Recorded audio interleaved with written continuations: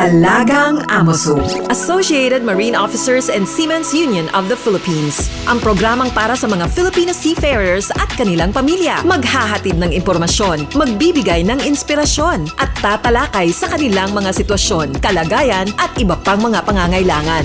Alagang Amoso.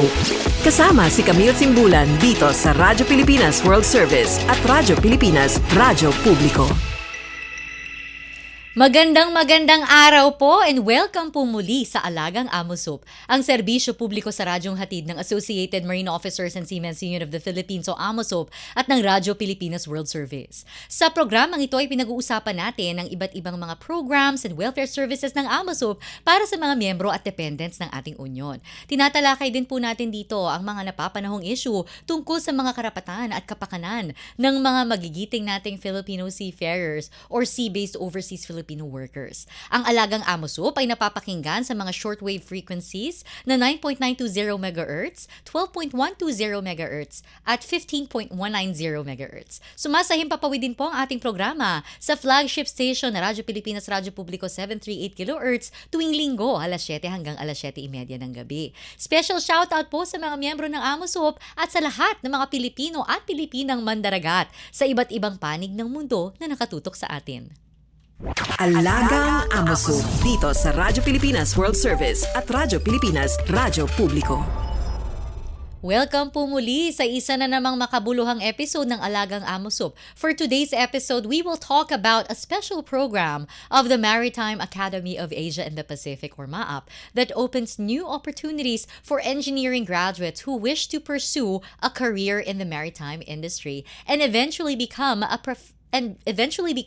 professional seafarers.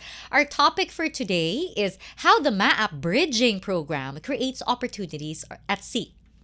Let us all welcome to our show Mr. Daniel Ropeta, Dean and Department Head of the MAAP Bridging Program, Cadet Rohen Amen from the first batch of the IMEC Bridging Program, who has completed 1 year of sea service as an engine cadet and is currently preparing for the Marine Engineering Officer in charge of an Engineering Watch or OICEW licensure examination, Cadet Ace Radaza from the third batch of the IMEC Bridging Program, who has completed 10 months of academic training at MAAP and is currently preparing his documents to board an international vessel.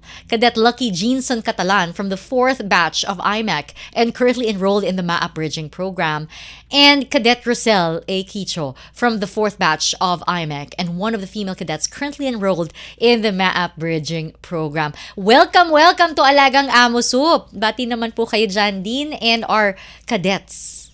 Hello, good afternoon, ma'am. Hello po. Hi, good afternoon. Yes, ma'am. Okay, Dean, let's jump right in, no? Dean, ano po ba yung MAAP Bridging Program? And ano po yung mga courses na pwedeng mag-join, no? Or yung mga graduate ng courses na pwedeng mag-join dito sa bridging program po ng MAAP? Normally, ma'am, ang pinakamalapit na courses para maging marine engineering is mechanical engineers, electrical, and electronics engineers. So, back in 2005, ma'am, the history talaga, ma'am, how the bridging program started. During year 2005, the Marina reported to the maritime industry na nagkaroon tayo ng problema sa lacking of maritime professional, mostly are officers. So nag-come up sila ngayon ng special program para itong tatlong profession na mechanical, electrical, and electronics maging marine engineer, kasi kulang talaga nung panahon na yon ang mga officers, mga engineers sa barko. So nabuo ngayon yung bridging program. Opo. And alam naman natin, Sir Daniel, na it's a continuing challenge, no, for the industry, and it's really good that MAAP has this bridging program to open doors of opportunities nga, no, for graduates of these 3 engineering courses na gustong tumawid sa pagbabarko. Ayan, siguro po ma-interview lang, no, sino bang unang gustong magsalita? Sige, umpisahan natin kay Lucky. kay Cadet Lucky Catalan. Ano yung reason bakit ka nag-decide na mag-take ng bridging course sa MAAP? I was inspired to take this path, ma'am, because of the opportunities, no, that the maritime industry can offer. Mhm. This includes, ma'am, the international experience, the financial freedom, the progressive career growth, and the challenges, no, in such a way that I can apply my engineering skills in a maritime environment. Mhm. How is it so far? So far, ma'am, I quite find it fun and interesting, ma'am, because it aligns simply because I'm coming from a mechanical engineering background. So there are so many aspects that are similar in these two domains, from marine to mechanical. So somewhat like I feel it's very a familiar feeling from the mechanical field. Si Cadet Rosel Quicho, how is your experience being one of the female cadets currently enrolled in the bridging program? Sabi nila, mostly kapag pag engineering, talagang male-dominated yan eh. How does it feel to transition into the maritime industry as an engineer naman? At first, ma'am, the transition was challenging because marine engineering involves specialized subjects, trainings, and maritime regulations, which were different from my previous engineering backgrounds. But along the way, I adapted with the environment, and I became more comfortable with the subjects and the trainings. And katulad po ng sinabi niya, as a mechanical engineer po, it helps me to easily understand the machinery concepts, specifically the troubleshooting and maintenance. Ayan, thank you, Cadet Rosel. Nakaka-proud, no, babae. At talagang sasaba ka rin sa barko. I'm sure, kilala mo ba si Chief Engineer Elijah Chomi? Hindi mo pa na-meet. Siguro it's good to connect you with her kasi siya first chief engineer siya ng Uni Tankers. And I'm sure you'll learn a lot of wisdom from her. Okay. Cadet Ace Radaza naman. Yan, third batch of IMEC Bridging Program. How's your experience so far? Nakapag 10 months ka na ng academic training. Ready ka na ba na sumakay sa barko? Yes, ma'am. Good afternoon, ma'am. Yes po, I'm well equipped na po, ma'am, for the mention for the training or the 12 months in service. All of my documents are ready. Trainings, USBs as well, and inaantay ko na lang po talaga yung isang right details. How did you prepare for this mentally and physically? In terms of physically, ma'am, just like what our physical routine inside the MAAP, the calisthenics, ino-continue ko lang din po siya sa labas. Then in terms of mentally, basa pa din in terms of mga mga machineries, practicing pa rin proper assembly, knowledge pa rin sa engine, sa mga ganong bagay. All right. So, lastly, si Cadet Rohen Amen. Ito, nakapag-sea service na for 1 year. How was the experience? The experience was at first it was overwhelming kasi from land-based, the transition is not just so easy with the sea-based. Kasi especially different cultures, you're going to deal with different cultures. Lucky enough that my previous vessel was composed majority of Filipinos, so I took the advantage to ask the techniques, questions, ways, how to deal with certain machineries. And one special thing or characteristic that I was able to adapt or learn in the first year of my sea service was to adapt to the different attitudes and cultures of different crews. So, pakikisama po ang pinaka-root ng magandang journey sa sea service o sa maritime industry. Kasi lahat ng crew naman doon hindi mo makakailan na competent kasi we undergo different training, certifications. So it's up to the individual how we will apply those learnings doon. Doon pumapasok yung tinuturo ni MAAP na one of their program is yung proactive approach regarding those certain matters po. Wow, okay. That's ang gaganda ng experiences nila, Dean Daniel.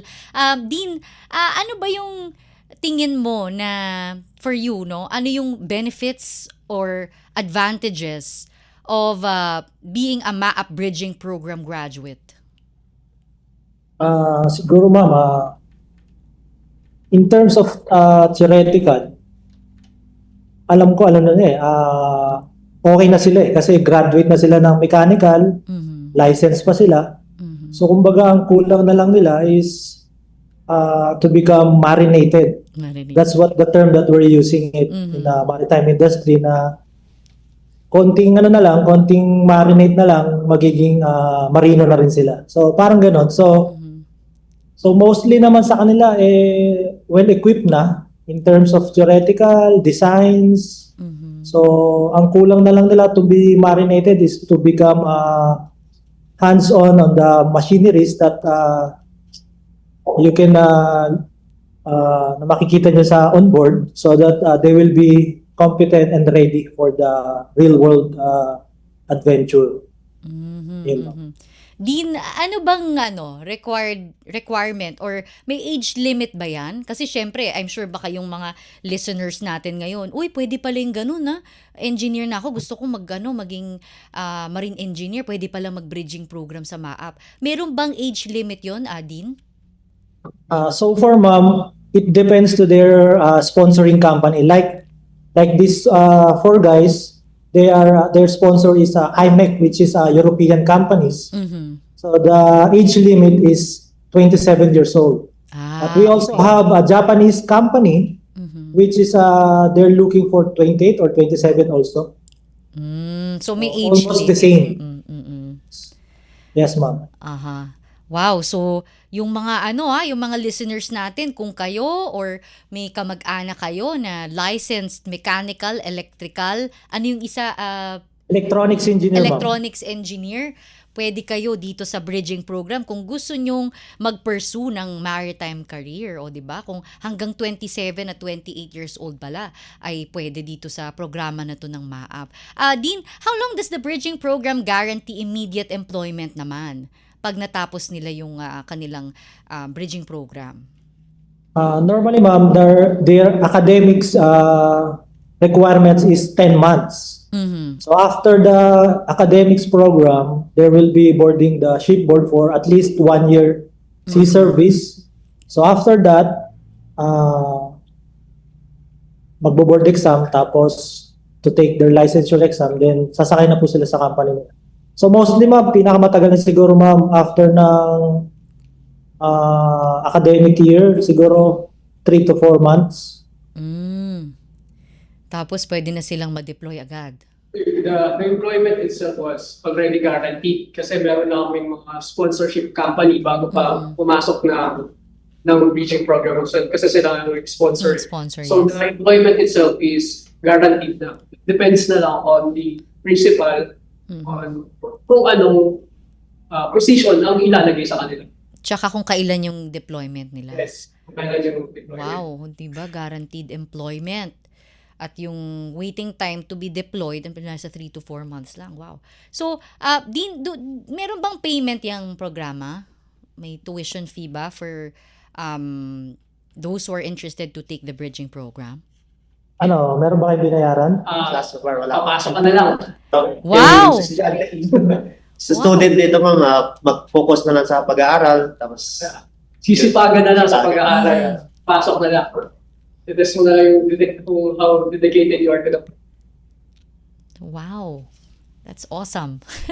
Good news sa mga parents or yung mga gustong mag-shift, no, sa maritime industry. Libre ang bridging program. Basta syempre pumasa kayo sa sa standards ng mga sponsoring companies. Okay, so ano naman yung challenges that you commonly face? Sige, from the cadets naman. What challenges do you commonly face during the transition or the bridging program?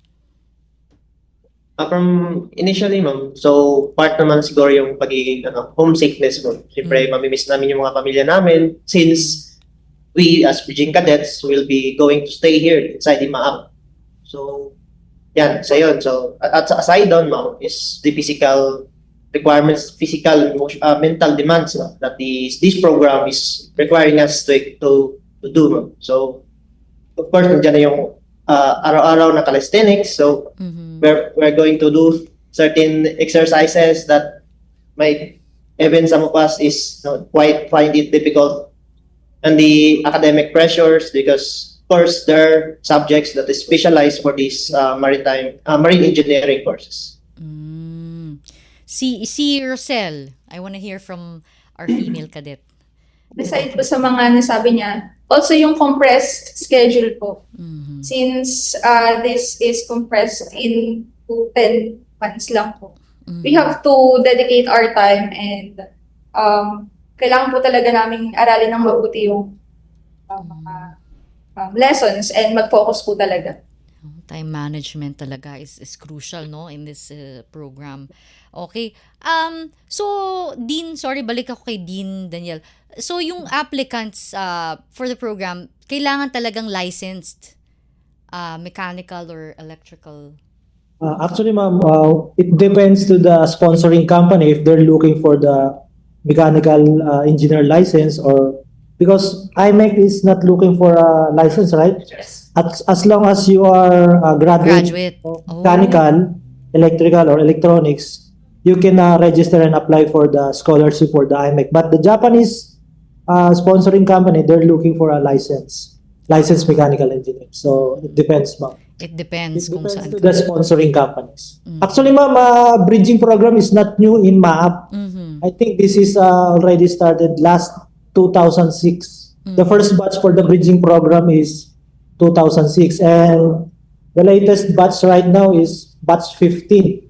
So 15th batch already is been graduated or been here in a bridging program. Nasa ilan na po yung naging produkto ng bridging program? Ilang official na? If ilang I'm not officers? mistaken, ma'am, almost 300. Wow.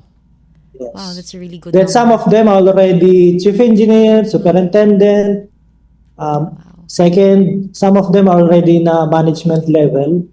So far, I think this program is a very good opportunities for the other Filipinos that are achieving to become seafarers. Wow, yeah, that's really good to know. Good news yan, no, sa mga interesado. Or kung may kakilala kayo, i-share nyo na ito. We really want to promote this bridging program of MAAP because we know that MAAP is one of the most exceptional, most prominent maritime institutions, not just in the Philippines, but in the region. And I can say globally, no, Dean, Daniel, kasi lahat ng facilities dyan, kumpleto eh. Yes, ma'am. Kung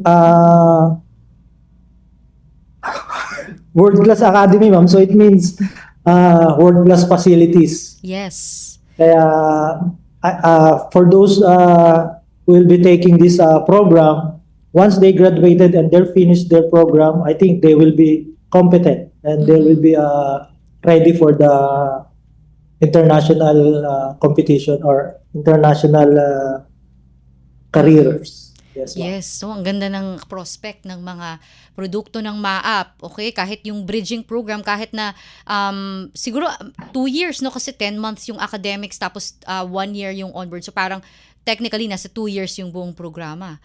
So kahit 2 years ka, may access ka sa lahat ng facilities ng MAAP, and of course, the quality of education provided by the instructors are excellent also. O hindi ba? So you're a world-class seafarer after. Sorry, balik lang tayo sa medyo basic questions, no, Dean Daniel. Para sa mga nanonood at interesado, kapag ba nag-take ng bridging program sa MAAP, required talaga to stay on campus throughout the program or pwedeng umuwi? May times po, ma'am, kasi na there are times na there is a long weekend. So, we can take shore leave, papirmahan lang po sa kay Captain Chico. As long as they're performing good and their character is good, I think I will be giving them a shore leave during weekends, but not every weekends. Ah, Because it's part of their training to be inside so that they will be not be problem during their shipboard training. part So talaga parang- ng training, no, Yes. na to stay in Yes. the academy. In addition po, no, to those who are interested, please do take note that you are entering academy. So please do expect that it is regimented, no? Kaya dapat ang mindset ng papasok is para mag-aral. Kumbaga, i-set aside muna yung pag nasa loob ka na kasi talaga, it is natural na mamimiss mo yung labas kasi nga, nagkagalit. Pero yun nga, nandito ka na kunyari, nakapasok ka na sa MAAP as a bridging program. So, ang mindset mo ngayon is tapusin mo na yung 10 months then. It's up to you after nun. Ganda ng Yun na. advice, ha? Totoo yun. Kasi syempre, di ba, you make the most out of the opportunity to be in the program. Kasi hindi ba, din, I can just imagine how competitive it must be na makapasok dyan sa bridging program. Yes, ma'am. Very competitive, ma'am. During your applicants, how many of you? On my batch, ma'am, siguro mga nasa 40 examiners yung nag-try. So, ilan sa mga 19 lang kami, ma'am, nung sa batch namin eh. Wow. Out of 40. So, kumbaga nakalipas ka na sa iba, take the opportunity na nasagarin mo na yung Oo, i-maximize na nandyan ka na. yung chance. Yes, yun po. Parang ganun na lang magiging mindset mo. Tsaka syempre yung motivation mo, 'di ba, yung magiging future mo diyan. And 'di ba provided na nga sa iyo lahat, yung di ka na magbabayad ng tuition, yung mga facilities, yung world-class facilities, may access ka, hindi ba? And yun nga yung mga network din sa loob ng MAAP ay world-class din, of course, led by Vice Admiral Santos, yung inyong presidente, no? Okay, so Dean Ropeta or whoever wants to share, no? How does the program prepare students for work on board international vessels? Bukod nga dun sa nabanggit natin na world-class nga yung facilities, world-class yung world-class yung facilities, world-class yung education itself. Pero how else are you preparing them? Meron ba kayong mga exposure or mga cultural exchange with other nationalities? Okay, killer sir. Ayun sa bridging program, ma'am, ang nagpe-prepare sa'yo dito is the exposure mo dun sa actual machineries, actual scenarios, events na pwede mo ma-encounter. Kung dito sa academy, parang pinapractice ka na nila kung ano yung mangyayari or possible na mangyayari sa'yo on board ship. Which is very helpful kasi it's less preparation needed for you to adapt to that situation.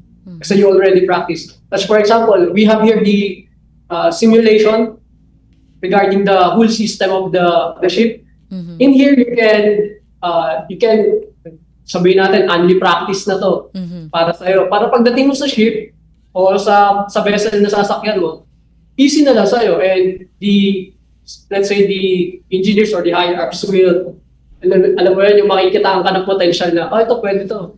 Kaya, kasi nga, may advantage ka na kasi na-maximize mo na yung mga gamit dito. Kumbaga na build mo na yung confidence sa Yes. sarili mo na, I'm well equipped, I've experienced it, firsthand with the latest technologies provided by MAAP. So, confident ka na pagsampa mo ng barko that you can execute properly, no? Okay, so para dun kay Cadet Rohen, yung tapos na 1-year sea service. Yan. So how did the bridging program help you prepare for the actual ship operations? Can you say that talagang 100% handang-handa ka nung sumampa ka na ng barko? Pag sinabi natin percent pa, parang kasi parang there's always a room for improvement, di ba? Sabi nga nila. So yun, I can say that you are confidently and totally equipped. But since iba pa rin talaga yung sa actual talaga, so there are moments na mag-a-adjust ka talaga, may mga matututunan kang bago na may diskarte palang ganito. Yun. Kaya, Mga weather. ayan, yun din. May experience mo rin na yung different kinds of weather. Aalon din ka minsan. Mhm. But may experience mo din yung homesick, which is na mako-conquer mo nga kasi nga sa academy ka nanggaling, which is, di ba, na sinanay ka nga nila na medyo malayo ka sa pamilya mo. Kumbaga, makakaramdam ka pa rin ng difficulties or challenges, but you know, you have already trained na proactively approach those challenges on board. And situations. All right. Thank you very much. Okay, before we end, no, Dean Daniel, mensahe mo na lang po doon sa mga nakikinig na interesado to take on the challenge of applying for or trying out for the MAAP Bridging Program. Siguro ma'am, mag-share lang ako ng short story. Ito, real story to ma'am. Na one of my bridging cadets, nag-took siya ng senior high maritime. So, piniprepare niya ang sarili niya para makapag-aral sa MAAP. So, nag-entrance exam siya. Nung bumagsak siya sa entrance exam ng MAAP, parang nawala na siya ng gana. Pero dahil may nakausap siyang bridging cadet, sabi niya, pwede pa pala.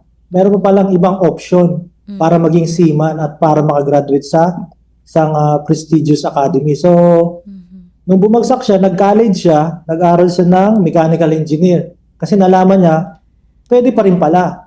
So, anong nangyari, tinuloy niya yung mechanical kasi ayaw niya na mag-exam ulit sa MAAP kasi babalik siya sa starting. So, tinuloy niya na. After nung makagraduate siya ng mechanical, ayun, bumalik ulit sa pagiging seaman. Ayun, talagang meant to be talaga siya to become a seafarer. So, as I'm saying, bridging is an option also for those who wants to become marine or seafarers. Siguro, as of now, bridging program is only for the engineering. Kasi sa totoo lang, sa labas, halos walang kumukuha ng engineering. Mostly marine transportation. So, talagang kulang na kulang talaga ang mga engineers. So, that's why itong program na to talagang ginawa para madagdagan yung kulang sa global industry about sa engineers. Ayun ma'am. So, for those who wants to become seafarers, ayun, meron na kayong other option. Sa mechanical engineers, 10 months, academic years, tapos electrical and electronics engineers, 15 months. Then after that, ang advantage dito compare sa iba ma'am, magiging dual course kayo, dual profession, right? So, yun ang pinakamagandang advantage. Yes. Yun. So, kung gusto mo mag-barco, tapos pwede ka pang mag-land-based, pwede. So, ayun ma'am. Ano pa ba? Yun lang, kaya meron pa kayo madadagdag. Ayun, for mechanical engineers like us na aspiring to enter the maritime industry, this bridging program is specialized for us guys. So, sabi nga ng chief engineer ko, the Horizon offers a wide range of doors for opportunities for us here. So, don't limit, kunyari, mechanical engineers ka, don't limit yourself to the land bridge. Kumbaga, merong dagat na extension ng natin, na kakayahan natin. So, take the opportunity. And I'm personally saying na it worth a try. Pwede. Worth it. Worth it, yes. Yeah. Widen expand your horizon, no? Yes, yeah. Kasi very advantageous talaga yan. Nasa lupa ka, nasa barko ka, di ba? Meron kang propesyon. Ayan. Thank you so much sa inyong contributions. Thank you sa pag-share sa amin ng inyong insights. And Dean Daniel, napakahalaga po ng mga impormasyon na ibinahagi nyo. And ang ganda po ng story na shinare nyo, no? Dun sa MAAP cadet na talagang nagsumikap na makapasok sa MAAP kasi sa totoo lang talagang napaka-premyado pong institusyon ng Maritime Academy of Asia and the Pacific. Talagang world class po. Based on yung talagang mga na-produce na alumni ng MAAP, talagang ngayon they're making waves everywhere. Hindi po ba? Kaya maraming salamat po. And of course, maraming salamat sa MAAP for opening this door of opportunity para doon sa mga nagnanais din na makapagsimula ng career sa pagbabarko. Ayan. On your screens, nandyan po ang mga contact information ng AMOSUP, ang AMOSUP official Facebook page, AMOSUP official contact center also, AMOSUP official Facebook group, AMOSUP official YouTube channel, where we will also upload this episode of Alagang AMOSUP. And for more information about the service units of AMOSUP in our different departments, log on or visit the website www.amosup.org. Sa gitna po ng patuloy na tensyon sa Middle East, mayroon din po tayong nakatalagang AMOSUP Help Desk para sa inyo. Maaari po kayo makipag-ugnayan sa helpdesk@amosup.org para sa anumang katanungan o tulong na inyong kailangan. Katuwang din po natin ang Department of Migrant Workers at ang International Transport Workers Federation upang tiyakin ang kaligtasan, kapakanan at karapatan ng bawat Pilipinong mandaragat. Para sa agarang tulong at komunikasyon, narito po ang contact details ng DMW at ng ITF sa inyong mga screens.